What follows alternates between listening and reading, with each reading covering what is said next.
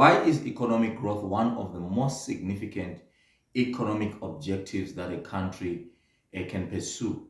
In this video, we are going to attempt to answer that particular question.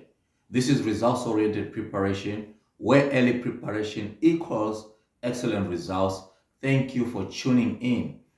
Please consider subscription to the channel, like and share the videos, and subscribe if you have not yet subscribed. If you are new to the channel, you are abundantly welcome. Thank you for tuning in. Let's begin by asking the question, what is economic growth?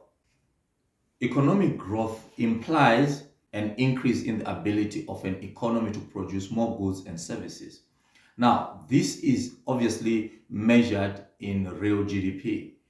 Now, for us to truly understand what economic growth entails, it means that we need to define what GDP is before we even get to real GDP. GDP stands for gross domestic product. Now, gross domestic product is the value of all finished goods and services that are produced within a country in a period of time, usually a year. Okay, in this case, we are focusing on a year, but you will see if you are in South Africa, for instance, that the South African Reserve Bank or Stats SA will release statistical figures that cover GDP on a year-to-year, on a quarterly basis, sometimes even on a month-to-month basis. Now, that is for comparison purposes, but we want to use a year as a sufficient enough time period to see what has happened in an economy, and therefore from this we can use GDP as the indicator that shows whether the economy is growing or is not. So GDP is the value, final goods and services produced within a country using the factors of production within the particular country. You will understand why factors of production in this case are significant. Now, when we say real GDP, we are looking at inflation-adjusted value of goods and services within a given period of time. Now, why is it important to look at real GDP? Now, inflation, we know that inflation will change the value of those goods and services. Now, when the goods were produced, they were valued probably at factor cost, which is the value of the factors of production that were used to produce that particular output, which means you're looking at what exactly the producers incurred in terms of cost to bring them forth. Now, this gives us a GDP at factor cost. However, when the products are in the goods and services market, what basically happens is inflation kicks in. By inflation, we mean the gradual increase in the prices of goods and services. Inflation kicks in. So when inflation kicks in, it means that the value of those goods and services is now different. It has increased. Now this is GDP at market value. Now this is the actual GDP that we're concentrating on for the purposes of this video, real GDP. Why is economic growth important? Now you will see that for most economies, the reason why they put economic growth as an objective, probably maybe some are not aware what it really entails. But I'm sure to some extent the politicians or the management administration behind this, or the economists that are running the economy in the true sense of running it, know exactly the impact of having economic growth as an objective. Now, first and foremost, we say that it is the value of output produced by the factors of production within a country. Okay, now why is it significant? We know that the factors of production are owned by the households, which are the inhabitants of that country. These factors of production include land, includes labor, includes entrepreneurship, and includes capital. Now, for their use in the processes of production to produce that particular output, which is made up of goods and services, these factors of production will earn an income. Now, each of them will earn an income, and we're saying that this income is going to the households. The owners of land get rent, and then the owners of entrepreneurship gets profit. The owners of labor, the laborers get wages, salaries. The owners of capital get interest. Now, this gives us the total income that an economy makes within any given time period from the aspect of the factors of production used to produce that particular output. So we can say the total income of an economy is rent plus interest plus wages plus profit. This gives us exactly how much that economy has made. This then has got a domino effect. This can now translate to other areas or other sectors that will fall still under macroeconomic objectives of an economy.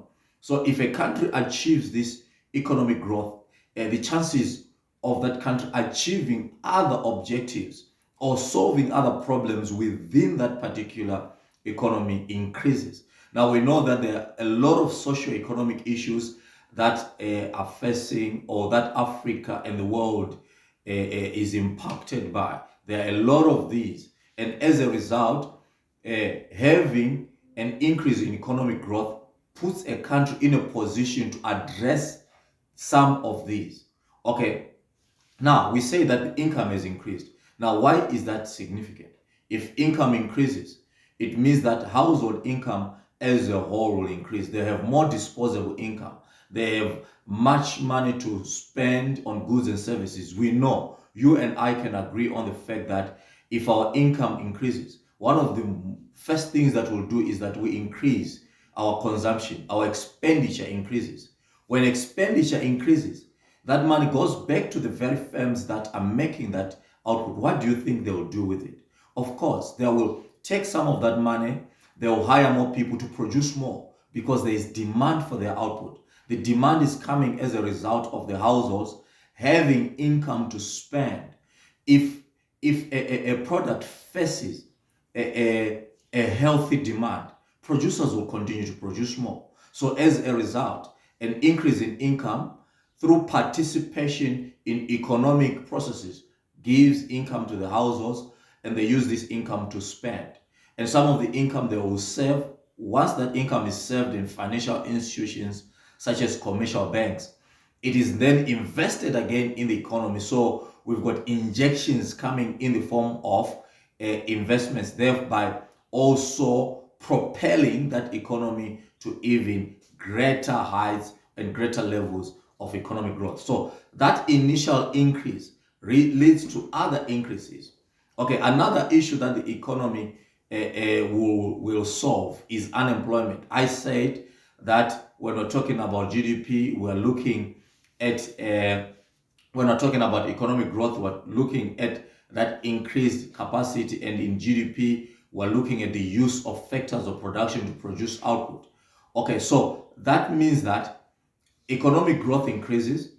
As economic growth increases, more a use of factors of production, more employment, more application of factors of production in production processes means that one of the factors of production, which is labor, faces an increase in its application. So as a result, it means that you are solving unemployment as an issue in an economy when there is economic growth.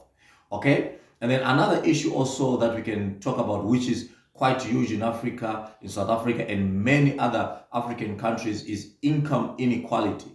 All right. Now, as more people are getting employed, which means households' income will increase. And in other cases, it can sufficiently increase to raise the income levels of a low-income households, thereby bridging sort of the gap between the income levels between the rich and the poor. Now, in most cases, in economics, we use what is called the Gini coefficient to do that through the use of a Lorenz curve. If you're interested in that particular content, talking about the Gini coefficient as well as the Lorenz curve, please do leave a comment down below, and we'll surely come back to you with that particular content. If you have made it this far, please do subscribe. Thank you for continuing to watch this particular video. All right, so we are saying, therefore, that a GDP becomes one of the most important objectives that a country or an economy can pursue at any given time. Now, My question then would be, or your question then would be, how? How can we achieve this? Okay, to achieve economic growth, we need to have what is called economic development. Economic development is the growth in real GDP per capita.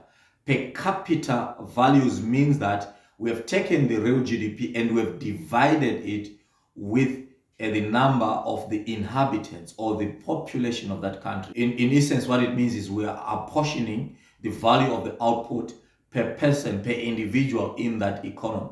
Now, economic development translates into other areas also. It also means an increase in the standard of living of the inhabitants of the country. It also means an increase in infrastructure and all other developmental things that are needed. For example, roads, telecoms. In our case, we're looking at the fourth industrial revolution. We're looking at IT and the Internet of Things and things like that, which facilitate productivity within the business sector. So as a result, economic development is the precursor to economic growth. If we look at the standard of living of the inhabitants of a country, we can truly say whether the country is growing economically. Again, to wrap it up, we are basically saying that economic growth is one of the most significant macroeconomic objectives that any country is pursuing.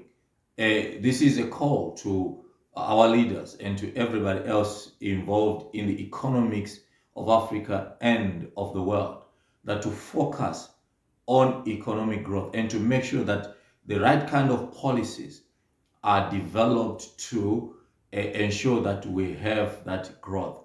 In South Africa, we have seen so many economic growth policies or policies that have been used to try and attain this. First, there was RDP, and then came accelerated development. Also, there was GEAR, ASCII, SA, Accelerated Growth Initiative South Africa, and so forth and so forth. Now, the question is, have these policies really achieved the economic growth? It's up to you to decide. However, if you're also interested in knowing more about these economic growth policies or policies that the country is pursuing to make sure that the economy of the land and the economy is able to participate at a global level, please do leave a comment and we'll attend to it. Otherwise, I'm glad that you stopped by. Thank you for tuning in. Please don't forget to subscribe. Look out for many videos and such kind of content that will be coming your way on economics and also on financial issues. Thank you so much for joining in. We'll see you in the next video. This is results-oriented preparation, where early preparation equals excellent results. Bye-bye.